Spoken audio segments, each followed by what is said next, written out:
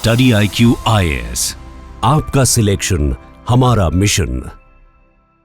दोस्तों, Winston Churchill ने एक बार कहा था कि डिप्लोमेसी एक आर्ट है, एक कला है, जिससे आप सामने वाले को गो टू हेल कहेंगे कि भाड़ में जाओ, फिर भी वो आपसे डायरेक्शन पूछेगा कि भाई बताओ किस दिशा में जाऊं मैं। तो इस तरीके से उन्होंने इस चीज को कहा था और ये इस कॉन्टेक्स्ट में बहुत रेलेवेंट है कि इंडिया एक तरीके से वॉर जीत चुका है। जो पाकिस्तान के साथ में ऑपरेशन सिंदूर होता है, उसके बाद में पाकिस्तान रिटेलिएट करता है, देयर आफ्टर इंडिया का जो रिस्पॉन्स देखने को मिलता है, एंड में सीज फायर होता है, India has one the war. तो ये जो चीज है ये किस तरीके से हुआ, इसके बारे में समझने की कोशिश करेंगे और इंडियन डिप्लोमेसी में किस तरीके से रोल प्ले किया, कैसे इंडियन आर्म फोर्सेस ने रोल प्ले किया, और ये जो एक कोट है उस कॉन्टेक्स्ट में रेलेवेंट बैठता है। तो उसको समझने की कोशिश करते हैं कि जो विक्ट्री हुई है 3 लेवल पे समझेंगे। ऑपरेशन सिंदूर, जो टेररिस्ट अटैक होता है उसके रिस्पॉन्स में इंडियन आर्म फोर्सेस का क्या रिस्पॉन्स था, कैसे लॉन्च पैड्स को डैमेज किया, वो सारी चीजें। And thereafter Indian diplomacy में विक्रम मिस्री जो कि फॉरेन सेक्रेटरी है, वो इसको लीड करते हैं, वो किस तरीके से इसको मैनेज करते हैं, वो सारी चीज को समझने की कोशिश करेंगे।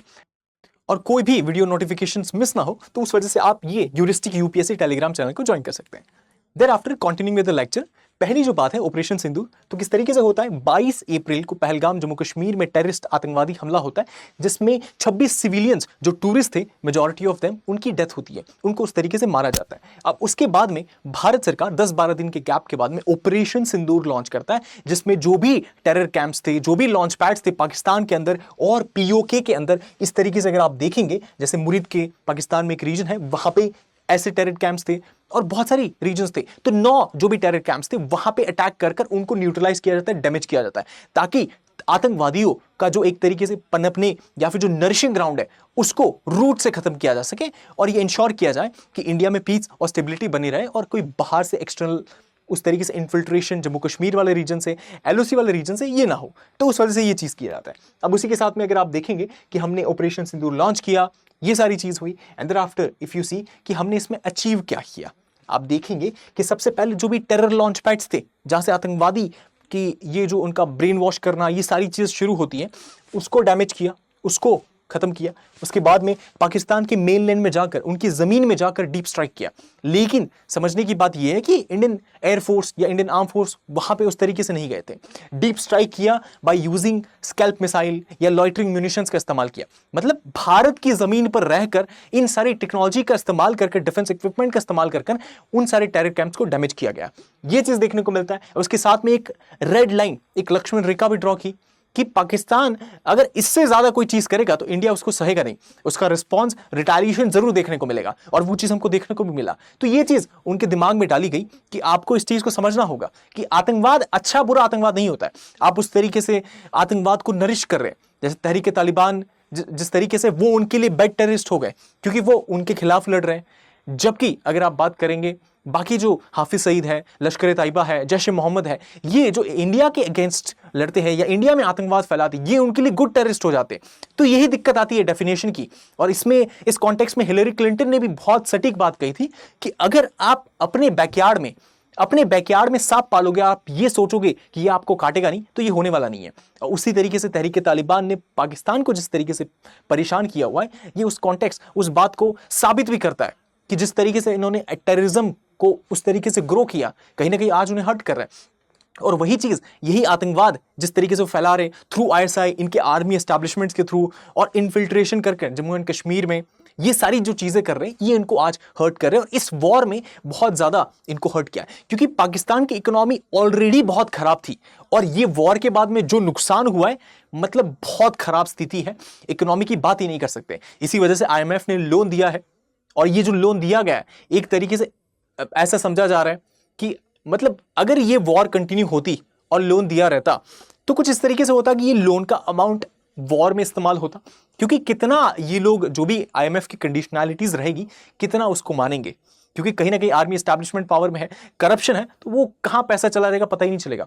और 22 से 23 बार IMF ने पाकिस्तान को बेल आउट किया है, इतनी बार बेल आउट किया, और वो पैसा, डेट अभी तक बाकी है, बहुत सारा इंटरेस्ट पेमेंट, और बहुत सारा जो अमाउंट है जो लोन दिया गया है वो तो इंटरेस्ट पेमेंट पे करने में चला जाएगा, तो बचेगा क्या इनके पास। तो यही चीजें हैं कि जो डेवलपमेंट होना चाहिए, ये इनकी आर्मी ने पूरा प्लैग कर दिया है। ये चीज हमको देखने को मिलता है। तो उसी वजह से ये जो जवाबदेही थी बहुत इंपॉर्टेंट थी। एंड देयर आफ्टर पाकिस्तान का जो एयर डिफेंस सिस्टम है, इंडिया का जो एयर डिफेंस सिस्टम है, अगर आपने देखा होगा तो आपने पाया होगा कि इंडिया के कुछ रीजन्स है, जम्मू है, पठानकोट है, भटिंडा है, ये जो स्टेशन थे यहाँ पे इसके अलावा अगर आप देखेंगे तो इंडियन एयरफोर्स या फिर इंडियन जो भी डिफेंस इक्विपमेंट S-400 की अगर बात करें तो बहुत अच्छे तरीके से सारे उनके ड्रोन्स, उनके मिसाइल्स को इंटरसेप्ट किया और मार गिराया। जबकि पाकिस्तान की बात करेंगे तो इनका एयर डिफेंस सिस्टम एक तरीके से, पूरी तरीके से फेलियर देखने को मिला। मतलब चाइनीज माल जो इन्होंने इस्तेमाल किया था, चाइनीज जो मिसाइल इस्तेमाल किया था, वो फुस्से हो गए, इंडियन टेरिटरी में आए और फटे ही नहीं, वो चीज देखने को मिला। सिमिलरली यूएसए से जो इन्होंने F-16 फाइटर जेट लिया था, वो भी इंडियन एयरफोर्सेस ने उसको डैमेज कर दिया या मार गिराया। तो ये चीज देखने को मिलती है। तो यूएस से जो भी इन्होंने इक्विपमेंट्स लिए, सब काम नहीं किया उनके लिए। उसी के साथ में चाइना से जो लिया वो भी काम नहीं किया। लेकिन इंडिया के रिस्पेक्ट में देखें तो S-400 डिफेंस मिसाइल सिस्टम जो है वो हमने रशिया से लिया था, ये काम किया और बहुत अच्छे तरीके से एक इंडिया का आयरन डोम बन के निकल के आया। तो ये चीज हमको देखने को मिलती है कि इंडियन एयरफोर्स की जो कैपेबिलिटीज है ये पूरी दुनिया ने देखी, और पाकिस्तान एयर डिफेंस सिस्टम की जो नाकामयाबी है ये भी पूरी दुनिया ने देखी। तो उसी वजह से एक लेवल पे ये वॉर था, लेकिन एक लेवल पे ये जो डिफेंस इक्विपमेंट थे, जो डिफेंस आर्मरी थी, इसका भी शो ऑफ था। मतलब F-16 failure, JF-17 thunder failure, S-400 success. तो ये भी चीज हमको देखने को मिला है। ऐसे के साथ में अगर आप देखेंगे कि हमने प्रिसिशन स्ट्राइक किया बिना चीजों को एस्केलेट करते हुए। और अगर इसको समझने की कोशिश कीजिए, टेररिस्ट अटैक होता है, ऑपरेशन सिंदूर लॉन्च होता है टेररिस्ट लॉन्च पैड पे, लेकिन इनकी आर्मी क्या करती है? अगर आप देखेंगे इनकी आर्मी एस्टैब्लिशमेंट इंडिया पे फिर से अटैक करती है, और ये जब चीज देखने को मिलती है तो इंडिया हैज टू रिस्पॉन्ड उस तरीके से। इंडिया ने रिटेलिएट किया और ये चीज उस तरीके से चल रही थी। अब सवाल था कि ये कितनी देर तक चलेगी, क्योंकि जितना लंबा उस तरीके से हम इस कॉन्फ्लिक्ट में एम्ब्रॉयल्ड रहेंगे, कहीं ना कहीं पाकिस्तान तो ऑब्वियसली उसको तो नुकसान होना ही है, और वो डिजर्व भी करता है उस तरीके से जो टेररिज्म और उस तरीके से फैला रहा है उसको। लेकिन कहीं ना कहीं इंडिया को भी नुकसान, या फिर आप देखेंगे कि बहुत सारा कॉस्ट लगता है। आप क्या कॉस्ट, मतलब आर्म्ड पर्सनल के रिस्पेक्ट में, या फिर सिविलियन को जो डैमेज होता है, इंफ्रास्ट्रक्चर को डैमेज होता है, लॉजिस्टिक डैमेज होते हैं, या उसी के साथ में इकोनॉमिक जो कॉस्ट आता है, ये सारी चीजें भी होती है। तो कहीं ना कहीं सीज फायर जो था ये ब्रोकर करना भी बहुत इंपॉर्टेंट था, और ये कहीं ना कहीं आखिर में हुआ। और जो डोवाल साहब है, इंडिया के नेशनल सिक्योरिटी एडवाइजर, अगर देखेंगे तो वो भी उस तरीके से चाइनीज काउंटर पार्ट से जब बात करते हैं तो कहते हैं कि इंडिया नेवर वांटेड वॉर। ये तो पाकिस्तान उसको एस्केलेट करके उस लेवल पे ले गया, लेकिन ये कॉन्फ्लिक्ट इतना जाता ही नहीं। और कॉन्फ्लिक्ट था ही क्या?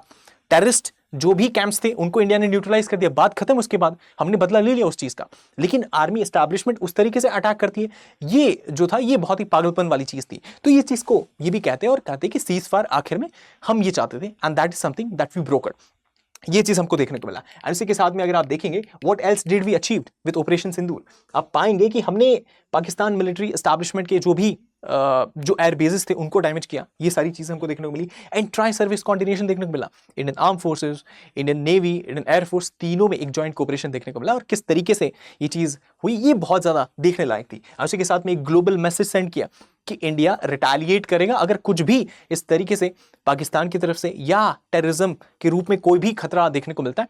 तो इंडियन फोर्सेस अपने सिक्योरिटी को लेकर बहुत ज्यादा स्ट्रेटेजिक है और उस तरीके से मुंह तोड़ जवाब देंगे। ये चीज था। एंड देयर आफ्टर एक नैरेटिव भी चेंज हुआ कश्मीर के रिस्पेक्ट में भी, और उसी के साथ में इंडिया का जो उसको लेकर एक सीरियसनेस है, और जिस तरीके से वो अपने अपने टेरिटरी का उसको पार्ट मानता है, ये बहुत इंपॉर्टेंट एस्पेक्ट हमको देखने को मिला है कि जो टेररिस्ट कैंप्स है उनको जिस तरीके से डैमेज किया गया है, जो हानि पहुंचाई गई है, वो बहुत जरूरी था। ये रिफ्लेक्ट होते हुए देखने को मिलता है। उसी के साथ में ये सारे जो उनकी लोकेशंस थे, टेरर कैंप्स थे, एयर बेसेस थे, उनको डैमेज किया। तो बिफोर और आफ्टर की ये सारी इमेजेस हैं। उसी के साथ में इफ यू सी, ये चिदम्बरम जी भी पीएम मोदी की तारीफ करते हुए कहते हैं कि सीज फायर जो ब्रोकर हुआ दैट वाज नेसेसिटी। मतलब कितना लॉन्ग ये जाएगा, ये बहुत चिंताजनक चीज हो जाती है। तो उस वजह से ये चीज आखिर में हमने किया।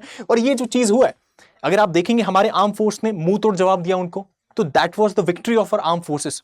उसी के साथ में हमने सीज फायर ब्रोकर किया, तो that is the victory of our diplomacy. मतलब हार्ड पावर और सॉफ्ट पावर दोनों का इस्तेमाल किया इंडिया ने, और दोनों ने कहीं ना कहीं इंश्योर किया है कि हमने उनको जवाब भी दे दिया, और उसके साथ साथ अपने जो कंट्री है, उसकी इकोनॉमी है, उसको भी उस तरीके से स्ट्रॉन्ग होल्ड में रखा। क्योंकि पाकिस्तान की इकोनॉमी देखेंगे आप तो एक दिन में 7 से 8% का करेक्शन देखने को मिला। उनका स्टॉक मार्केट इतना उस तरीके से गिरा। लेकिन इंडियन स्टॉक मार्केट को देखेंगे तो स्टेबल था, जितना था उतना ही था। और इनफैक्ट अगर आप बात करेंगे आज की, तो ये बढ़ते हुए देखने को मिला है। 3.5% का इंक्रीज देखने को मिला है आफ्टर द सीज फायर। सो जो भी ग्लोबल इन्वेस्टर है उन सबको पता है कि इंडिया में अगर कॉन्फ्लिक्ट होगा तो भी इंडिया उस तरह की बहुत रिस्पॉन्सिबल कंट्री है, उसको नेविगेट कर लेगा। लेकिन जब बात आती है पाकिस्तान की तो कुछ भरोसा नहीं है। तो उसी वजह से ये चीज़ भी उसमें रिफ्लेक्ट होते हुए देखने को मिलती है। And thereafter if you see, हमारी आर्म फोर्सेस ने जिस कैपेबिलिटी से उन सारे जो भी उनके लोकेशन थे उनको न्यूट्रलाइज किया, और उसी के साथ में देखेंगे कि किस तरीके से हमने जो एडवांस वेपनरी है उसका इस्तेमाल किया। तो आप देखेंगे IAI का हार्पून ड्रोन है, इसने सर्वेलेंस में हेल्प किया, और उस तरीके से जो एनिमी टारगेट्स थे उनको न्यूट्रलाइज करने में, मिसाइल अटैक्स में हेल्प किया। ये चीज़ था। उसी के साथ आकाश मिसाइल जो सरफेस से एयर लॉन्च होती है उस तरीके से एक्ट करती है, उसने बहुत हेल्प किया। And thereafter you see Pinaka rocket launcher system, जिसके अंदर उस तरीके से मिसाइल्स होंगे जिसे लॉन्च किया जाएगा और दूर तक हिट किया जा सकता है। ये चीज हमने इंश्योर किया। तो ये हमारी वेपनरी थी। उसी के साथ में इंटीग्रेटेड वॉरफेयर था कि सारे हमने एयर फोर्सेस का इस्तेमाल किया, लॉइटरिंग म्यूनिशन का इस्तेमाल किया, स्कैल्प मिसाइल का इस्तेमाल किया, और जो हमारी आर्मी थी उन्होंने उस तरीके से जो भी बॉर्डर एरियाज थे और या इंटरनेशनल जो बॉर्डर्स है या फिर LOC है उसके अक्रॉस जो भी फायरिंग्स है उसको इंश्योर किया कि उस तरीके से मुंह तोड़ पाकिस्तान को जवाब दिया जा सके। वो चीज़ था। तो ये था।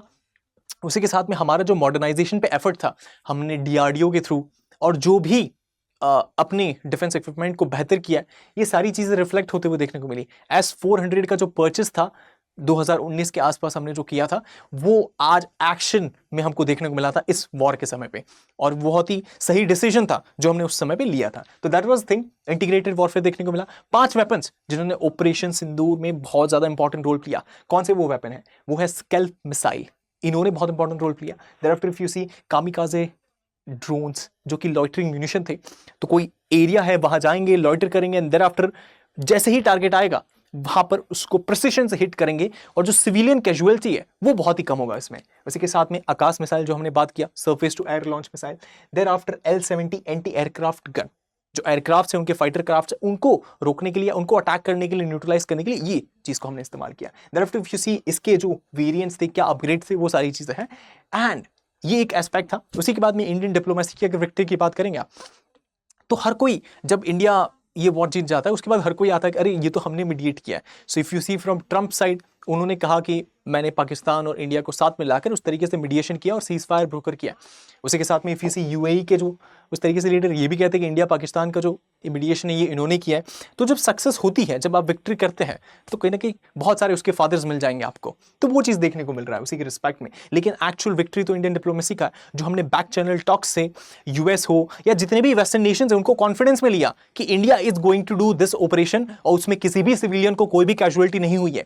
पाकिस्तान ने पूरी तरीके से कोशिश की कि नैरेटिव बिल्ड करे, प्रोपेगेंडा बिल्ड करे, वो सारी चीजें इंडिया के अगेंस्ट में कि इंडिया देखो सिविलियंस को हर्ट कर रहा है, वो सारी चीजें। लेकिन दे ऑल वर, उस तरीके से सारी चीजों को रिबटल किया गया और एक क्लियर पिक्चर पूरे नेशन के सामने, पूरे वर्ल्ड के सामने लाई गई कि किस तरीके से इंडिया ने जो एक मेजर्ड वे में रिस्पॉन्स देखने को मिला है, रिस्पॉन्सिबल कंट्री का जो एक साइन होता है वो एक तरीके से प्रोजेक्ट किया है। That was the thing. उसी के साथ में हमने देखा कि सीज फायर हुआ, मतलब हमने उस तरीके से सारी चीज़ें की, लेकिन उसका वायलेशन भी देखने को मिलता है। तो फिर कहा जाता है कि पाकिस्तान की तरफ से शायद गलती से हो गया होगा ये चीज़, एंड उसके बाद में वायलेशन था वो नहीं देखने को मिला। So that is all as of now. Cease fire उस तरीके से पूरी तरीके से ऑपरेशन है, लेकिन इंडस वाटर ट्रीटी और जो भी हमने पहले एक्शंस लिए थे वो सारे इंटैक्ट हैं।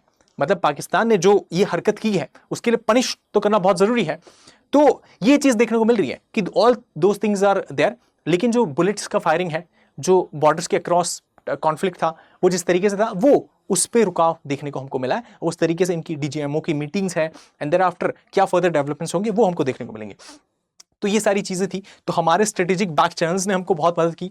Hardcore power, soft power, both of them helped us to reach at this decision. तो अजीत डोभाल है वो उस तरीके से अपने पाकिस्तानी काउंटर पार्ट से भी डायलॉग के थ्रू ये सारी चीजें पॉसिबल हो पाई है। There after if you see कि जो मीडिया ब्रीफिंग्स थी उसमें भी बहुत जो उनको इन्फॉर्मेशन मिलता था, जो इंटेल के थ्रू इन्फॉर्मेशन मिलता था कि इस तरीके से इतने डैमेज हमने इन्फ्लिक्ट किया उनको, वो सारी चीजें थ्रू मतलब एक बहुत ही प्रॉपर वे में, जिस तरीके से विक्रम मिस्री ने या फिर सोफिया कुरैशी ने या फिर व्योमिका सिंह ने जिस भी तरीके से उसको डिलीवर किया मीडिया ब्रीफिंग्स के थ्रू, वो बहुत सराहना वाली चीज थी। और जो भी छोटी छोटी नुआंसेस थे उसको भी मेंशन किया। तो ये था कि एक कंट्रोल्ड वे में मीडिया ब्रीफिंग हुआ ताकि फेक न्यूज और वो सारी चीजें ना फैले।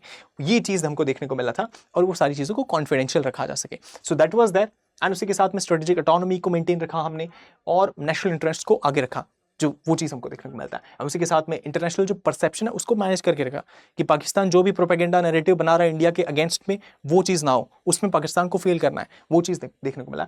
और इसी के साथ में एक जो एक्सटर्नल इंटरफेरेंस होता है कि दूसरे कंट्रीज आएंगे, मीडिएट करेंगे, अरे रीजनल कॉन्फ्लिक्ट है, India and Pakistan would sort it out, या जो भी चीज़ होगा उसको रीजनल पावर सॉर्ट कर लेंगे ना, इंटरनेशनल मीडिएशंस की अननेसेसरीली क्या ज़रूरत है, वो चीज़ था। तो ये इंश्योर किया और ये चीज़ हमको देखने को मिला। लेकिन इसमें आप देखेंगे काउंटर चीज़ आती है कि एक्सटर्नल इंटरफेरेंस तो देखने को मिला ना, यूएसए कह रहा है, यूएई कह रहा है कि उन्होंने ब्रोकर किया, ट्रंप उस तरीके से, मतलब इंडिया पाकिस्तान के किसी ऑफिशियल ने नहीं कहा था कि सीज फायर को उस तरीके से लागू कर दिया गया है, लेकिन ट्रंप की तरफ से ट्वीट आता है सबसे पहले। तो ये चीज़ कैसे, ये तो काउंटर प्रोडक्टिव चीज़ हो गया। तो इसमें अगर आप देखेंगे तो Trump was very much fearful कि न्यूक्लियर एस्केलेशन हो सकता है। पाकिस्तान ने उस तरीके से उनके जो न्यूक्लियर आर्सेनल है, उनके जो हेड है, उनकी मीटिंग बुलाई थी, तो ये न्यूक्लियर एस्केलेशन हो सकता है, ये यूएस को लग रहा था, तो उस वजह से उन्होंने इस तरीके से ब्रोकर करने की कोशिश की। ये एक एस्पेक्ट निकल के आता है।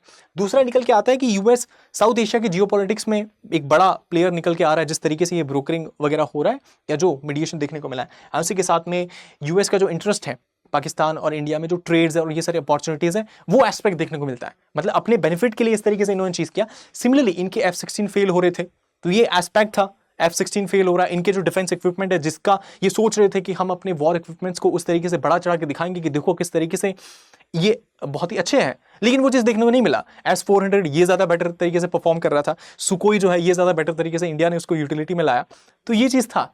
तो पाकिस्तान के थ्रू जो यूएस अपने डिफेंस इंडस्ट्री को प्रोजेक्ट करने की कोशिश कर रहा था, वो तो नहीं हुआ, वो फेल हो रहा था। तो कहीं ना कहीं कहा जा रहा है कि ये एक रीज़न हो सकता है जिसकी वजह से ये मीडिएशन या ये सारी चीज़ें हुई है।